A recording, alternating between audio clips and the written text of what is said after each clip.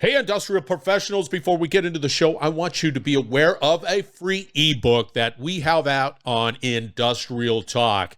It takes and expands upon the these are common, 5 elements that make companies successful. This is it. 1, they educate. 2, they collaborate. 3, they innovate. 4, they invest in the culture of the organization. And then 5, are able to, in an effective way, communicate to the masses of what they do in an effective way. Those are the 5 elements. That's what the book expands upon. Go out to Industrial Talk, download it, and while you're at it, get the free workbook too as well. Now on to the show. Welcome to the Industrial Talk Podcast with Scott MacKenzie. Scott is a passionate industry professional dedicated to transferring cutting-edge, industry-focused innovations and trends while highlighting the men and women who keep the world moving. So put on your hard hat, grab your work boots, and let's go. All right, once again, welcome to Industrial Talk. Thank you very much for joining Industrial Talk, and thank you for your continued support of this platform that celebrates industry professionals. You're bold, brave, you dare greatly. You innovate, you collaborate, you solve problems each and every day. That's why we celebrate you on Industrial Talk. I say it all the time. You are the heroes in this story. We are broadcasting on site, Xcelerate 2025. It is brought to you by those wonderful people at Fluke Reliability. Go out to Fluke Reliability, find out more. They are a great team to have in your corner to help you with everything that's reliability, asset management, and maintenance related. All right, in the hot seat, we have a gentleman by the name of Aaron Anderson. We're going to be talking about their product called Azima. So let's get cracking. Yeah, how was it? How's the user conference going? This has been an incredible experience. I think How long have you been with the company? I've been with Azima for 3 years now. I joined in 2022, back when we were, previously part of Symphony AI. That's when I joined the company. Yeah. And then since been acquired, in the last year and a half by Fluke. Yeah. But during that time, I've been, developing our diagnostic system.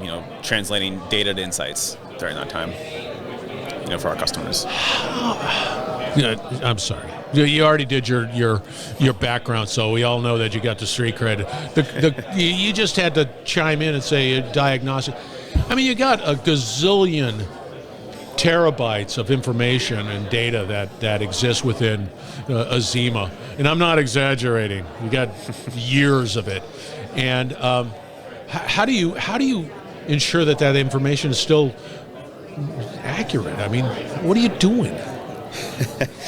Well, it is a good question because you've got years of data. Like we said, it's stored, and we've acquired it all the way back into years and years. Years ago, it's amazing. And to be honest, it's like at some point that data does get a little bit stale. Is it still relevant? I mean, it's historical, but the way that we've maintained it, the way we capture data has been standardized.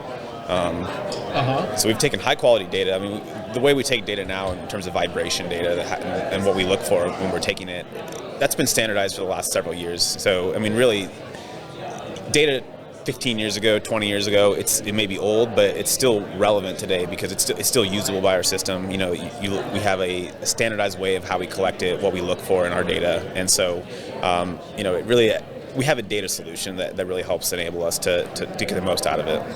Are you a vibration tech? Are you going to get certified?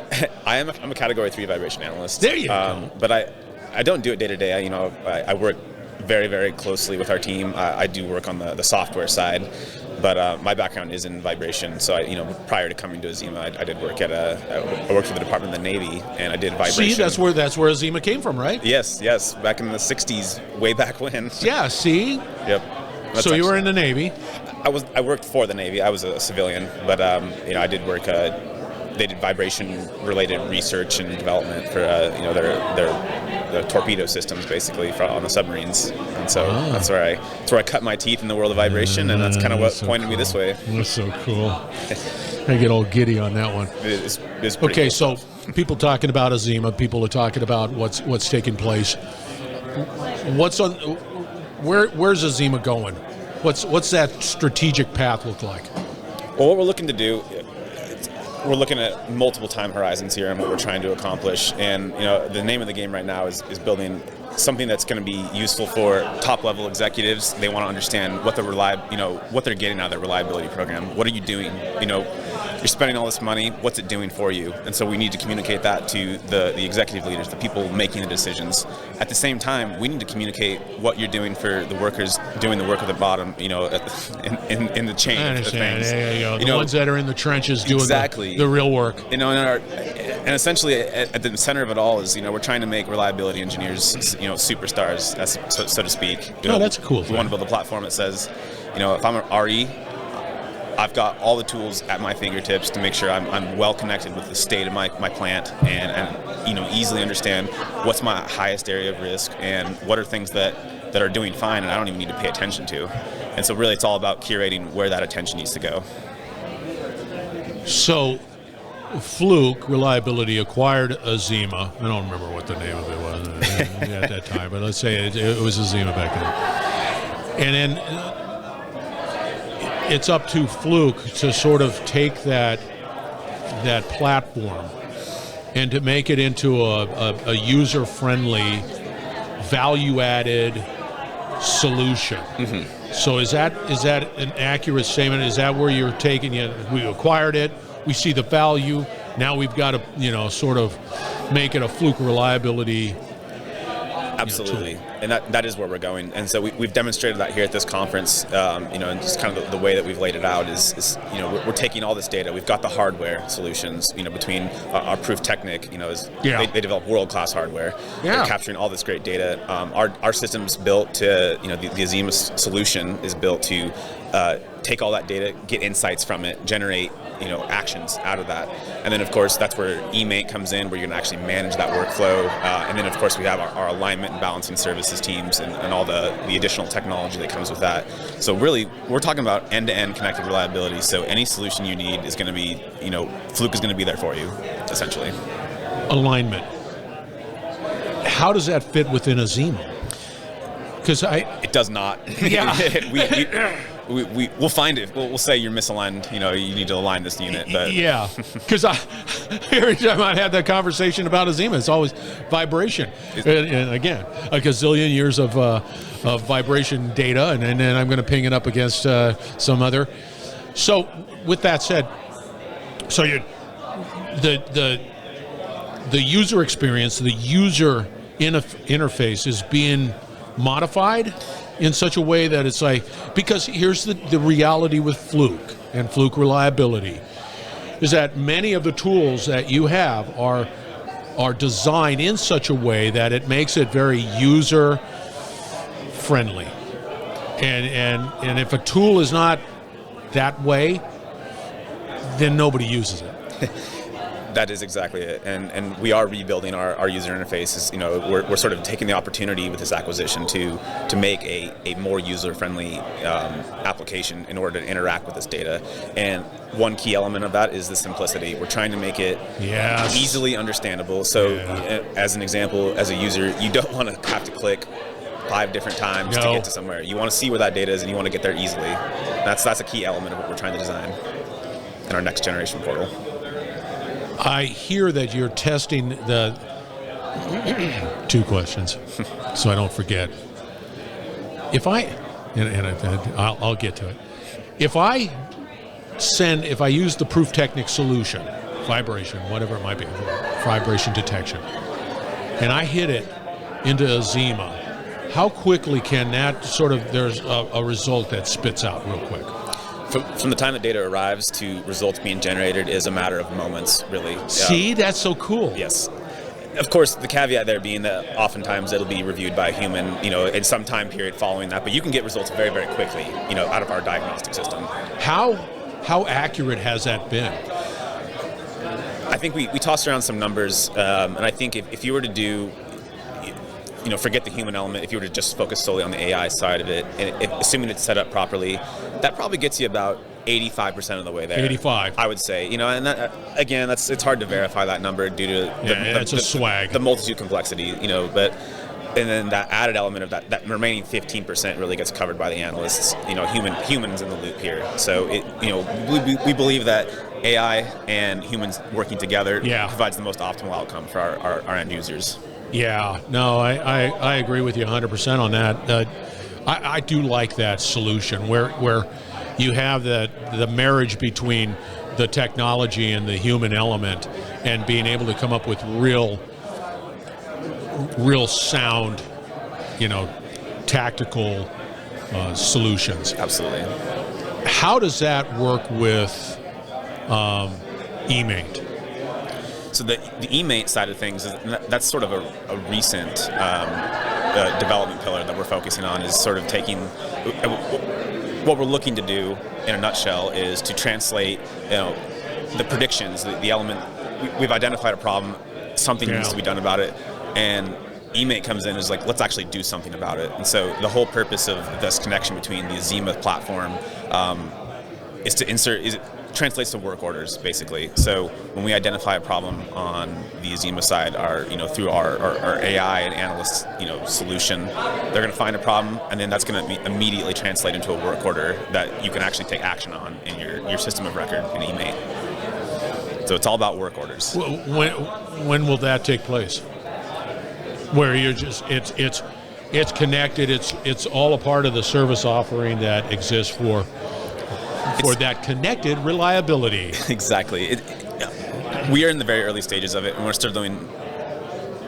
Well, I would argue a solution's never perfect, and what we're going to deliver those core functionality in terms of that event-driven architecture. So, what I'm talking about is when as soon as our analyst reviews a test and says, there's a problem, you need to take action, you need to replace this bearing now, as an example. The second they click save, and if you are connected in X5, that's going to be a work order right inside X5.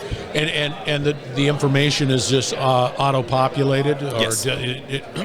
So I don't have to have this human intervention of saying, well, no, this is the bearing XYZ and so on and so forth. It just creates the work orders with the supporting documentation and gets it in the queue. Exactly. Yep. And if it will, once it's in the X5 system of record, it's then on the customer to add additional supporting documentation. But we're gonna populate what fields we can based on the evidence that as much as possible. As much as possible. Give you that information, give you that context. About what it is that we're seeing and what you need to take action on.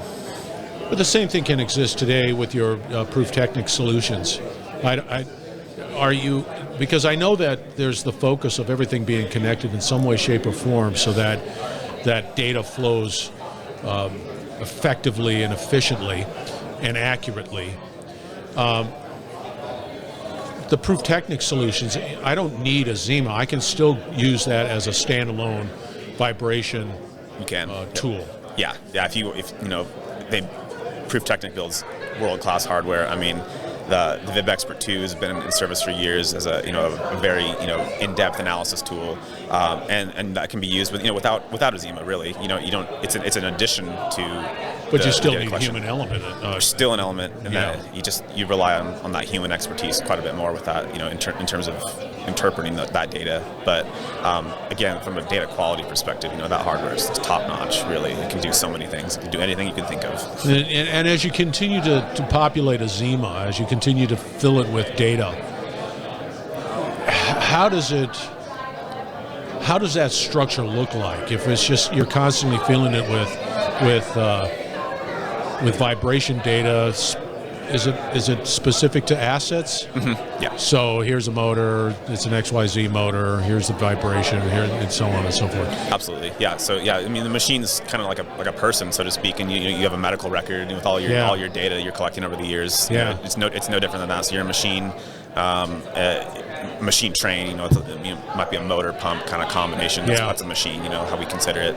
And that data is going to live with you. It belongs to you as a machine, and so we'll have that history. So if you've been taking data for 30 years, we'll have 30 years worth of data to look back on, including everything in between. All the different motor replacements, overhauls, all that stuff. It all stays with the machine.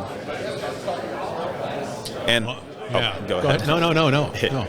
Go do the and. I was going to talk about, in terms of data storage, I was going to get maybe a little bit nerdier here. Yeah, but, geek it. all that data, it does really take up a lot of space. And so, I think it's really one of the things that's been exciting about, from a data perspective is the new modern database technologies, the way we can compress and store that data and make it available on demand without taking up excess space. So from a data management perspective, it is a challenge because we pay for that. We have to pay for that, and so it's in a new way of storing that data, that time series data.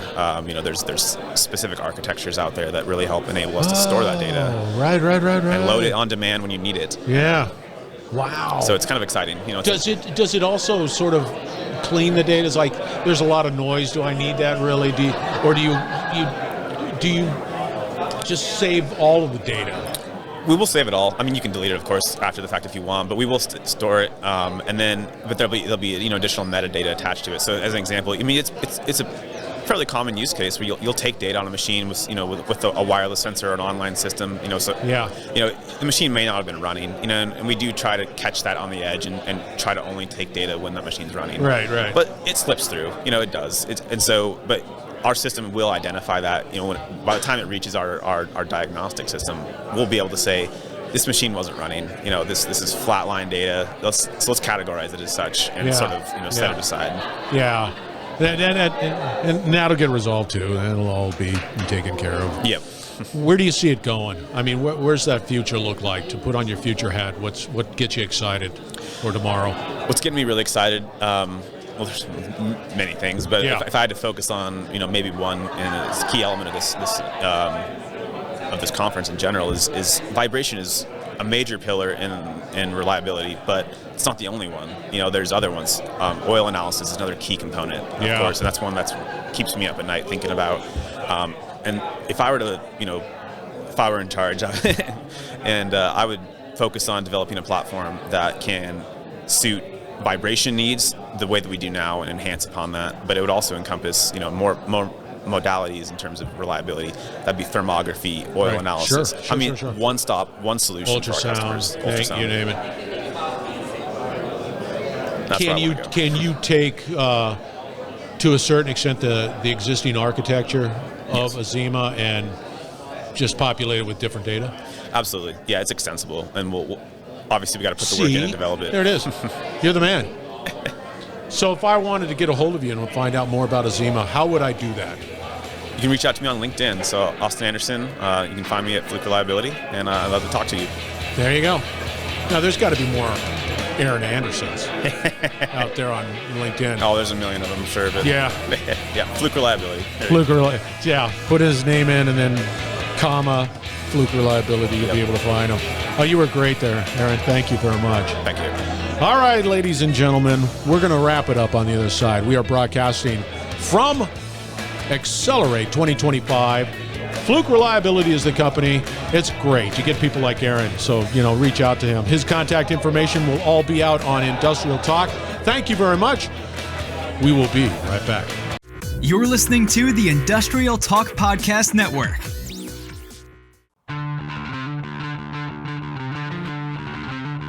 I have a correction. I have something to get off my chest, so listen up. His name is Austin, not Aaron. Austin Anderson. Of course, throughout the conversation, I was calling him Aaron, which is why I'm embarrassed. It's off my chest. Austin Anderson, out on LinkedIn. Find him, connect with him, because he knows everything about Azima. And that was Xcelerate 2025, Austin, Texas, Fluke Reliability. Austin Anderson. How about that? I still make a lot of mistakes. All right. We have the Industrial News Network being propped up. You need to check that out. You need to go out to Industrial Talk, connect with me, make sure that I get your first name right, and we will have a fine conversation. It's open. It's ready to go. Remember, Austin Anderson, connect with him. Be bold, be brave, dare greatly. Hang out with Austin, change the world. We're going to have another great conversation shortly, so stay tuned.